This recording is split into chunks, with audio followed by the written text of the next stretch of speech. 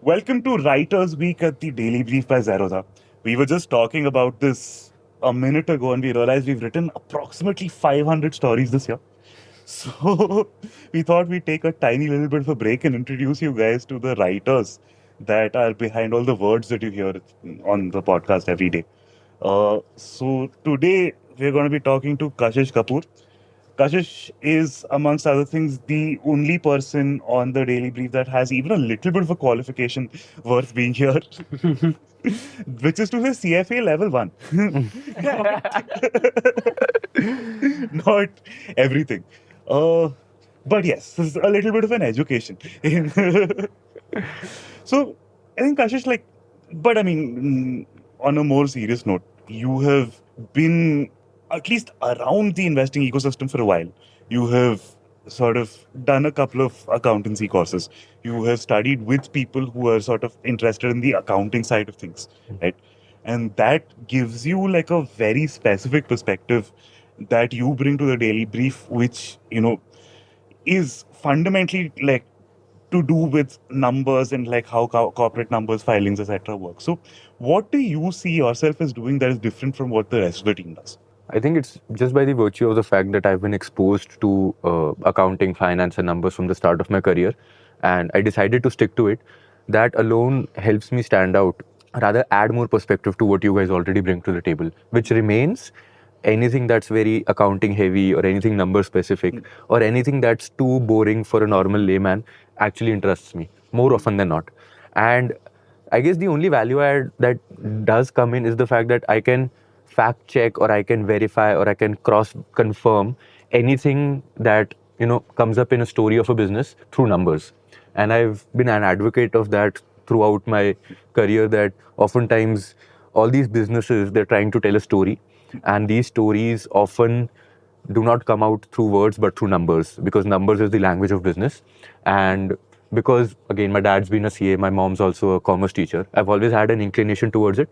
Being able to read through those numbers and trying to understand the story, it comes very intuitive to me, and it almost fits like a jigsaw puzzle, because you have one piece of puzzle which is telling you a story through words, through narratives, through everything that's going on in the social media, and then there's another piece which gets verified by the accounting of it, either through con calls, either through annual reports, financial statements, all of that.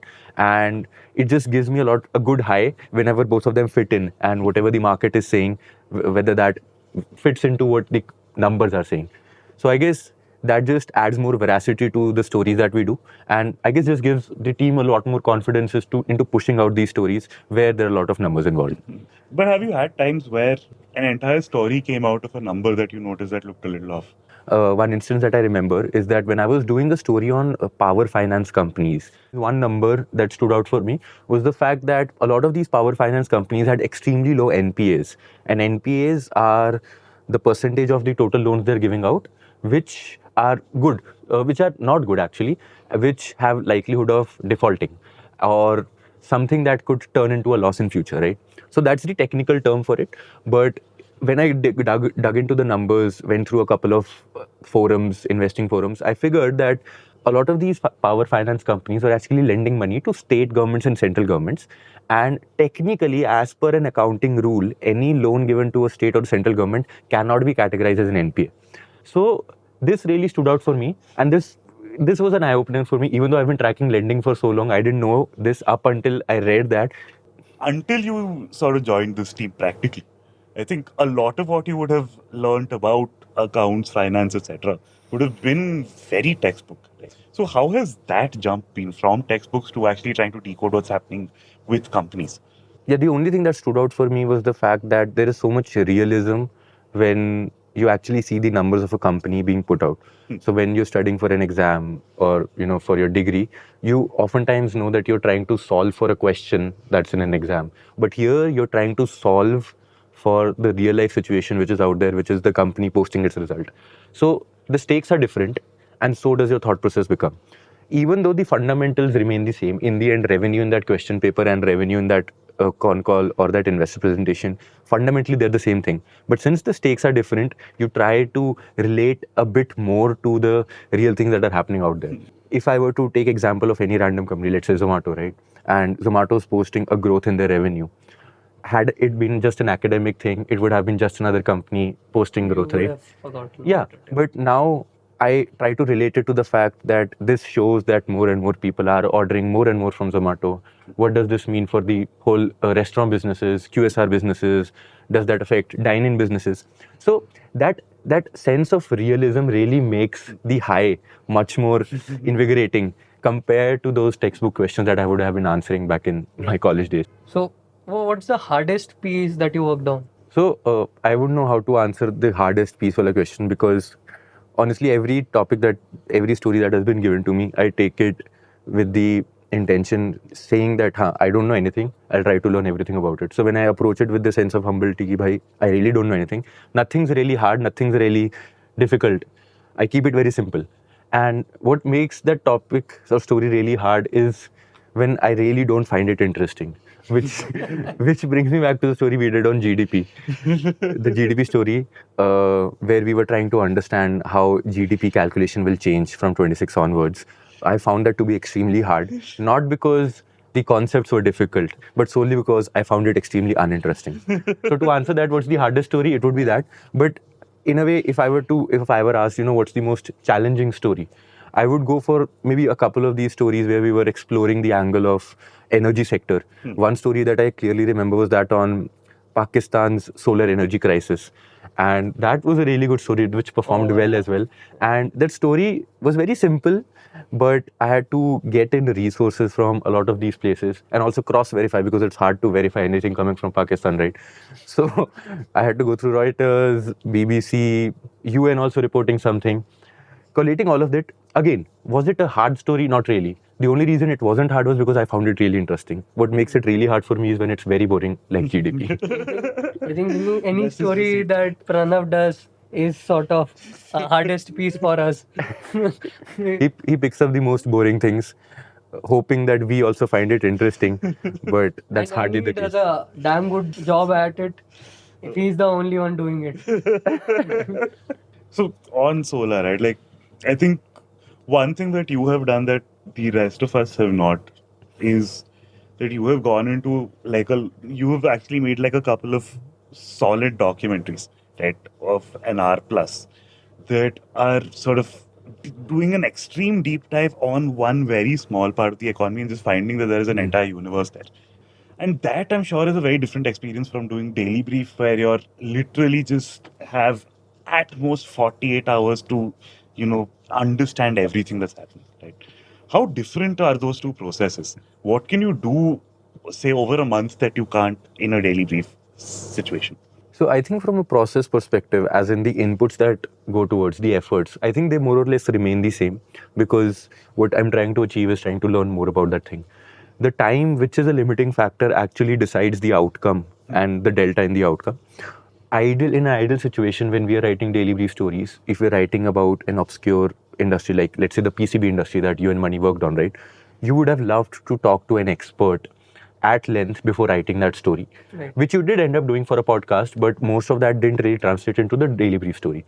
That is the privilege I had with the documentary because I could talk to all of these people and let serendipity hit me in a manner where I could come across all of these obscure and niche things about an industry that otherwise I wouldn't have known had I limited myself to just 48 hours, which by virtue is the nature of our job because it's a one-day story. Does this mean that those stories are incomplete? Not really. We really do a good job, or we hope so that we do a good job explaining few things, but that also means that there are a lot more things that we should have covered that we didn't. Yeah, that we don't even know exist. That we don't even know exist because we simply didn't give it enough time, the time that it deserved. That was not the case for the documentaries that I did because because I had the privilege of working on it for a really long amount of time. I think I were able to capture a lot of things, but there was another downside to it is I didn't know when to stop. Like, why don't you give an example? Like, what is the kind of thing, let's say with paints or with green energy, that hit you as serendipity, that you would not have gone in asking those questions, but just by virtue of being in this problem for a month, came to you? So I'll take a couple of examples from both sides. For the paints industry, well, I had been researching on the paints industry much before I started working on this documentary, and I'd always read that the moat in this business was distribution. right? The paint player that had the most distribution, had the most entrenched distribution, would win. I was taking people's word for it when I read it through analysts and all of that. But when I actually talked to fund managers, right, and also talked to Anupam, who wrote a book on Asian paints, even through all of these collective insights, it actually hit me even deeper as to how fundamental, how important, let's say, these distributors are. Much important than even branding per se, right? And another thing, let's say, for the solar documentary that I did, the green energy one, where I was talking to an entrepreneur who has set up a business in setting up rooftop installations, rooftop solar installations. They're doing that, right? And she told me how earlier, before all of this digitization had happened, if you were to set up a solar rooftop installation at your home, each state had a different rule, which is fair. But the documentation process would take anywhere between 45 to 60 days. But lately, under the new solar mission and all, government set up a very simple portal where all of this could be done digitally and online. Now the lead time has reduced to, let's say, 7 to 10 days. From 15 to 40. From 45 to 60 days. 45. And that is a huge jump because she compared it to timelines in US, where US takes even more time. So again, something as simple as setting up a solar portal wouldn't have really hit me as hard as if I would have just read it in a research report. But when the founder of a company who does this for a living tells me how big of an impact it has on her business, it tells me a lot more. So let's come up with a simpler question, right? What is your favorite rabbit hole that you went into this year? I think the favorite one would remain power and energy sector because, see, the funny thing is that as ubiquitous as electricity, energy, and power is, and how important it is, I never paid enough heed to it. I don't know why. Because every headline, in the end, gets reflected is a derivative of what's happening in the power industry. We talk about crude, we talk about electricity, we talk about discoms. Most of it, all of them, there's something at the center, like the whole energy thing, right? And if I come to look at it even more philosophically, even money is a derivative of energy. We as humans are trading our human capital and exchanging our energy for that monetary capital, right? So from that philosophical lens, up until to the point where I very recently learned that electricity should be consumed at the same point it is produced, which is very stupid that I didn't know. You'd have to store it, and storing it is a very, very big problem. So the whole learning curve that I've had with energy and power and electricity and electrical systems, discoms, power generators, solar, hydrogen, all of that, that's been the most fascinating thing that I've done this year. I'm very proud of that. Are there things that you thought you would find really interesting, but then just could not? So I think I'll say Stationery. so yeah. I mean stationery. So we did a story on stationery, the business of stationery, which was a primer, which eventually even I, in the hindsight, I always knew it wouldn't be as interesting. But one thing that really solidified the one viewpoint that really solidified this year was the fact that lending businesses and just banking as a business, you can't really innovate there in a manner. It's an old business with a very foolproof plan of action. The playbook is played out. And as much as I love tracking them, there's not really much that can happen there. The reason I was disappointed because I loved banking so much, and even you guys gave me confidence that, yeah, I am the in-house self-proclaimed banking expert. I felt really pride in that. But the fact remains that irrespective of how good I get at it, it will continue to be that old, boring business that will continue to go as is. There will be cycles, but all of these cycles will be very temporary. Nothing structurally will change for banking. At least that's what I think. As a final question, so heading into 2026, if there was one thing that you could change, do differently, focus more on, etc., with the daily brief, what would it be? Not do banking. So, to answer this, I think I'll prescribe to this coding slang that we have. If something's not broken, we shouldn't fix it or touch it. I think that's the case with the daily brief as well.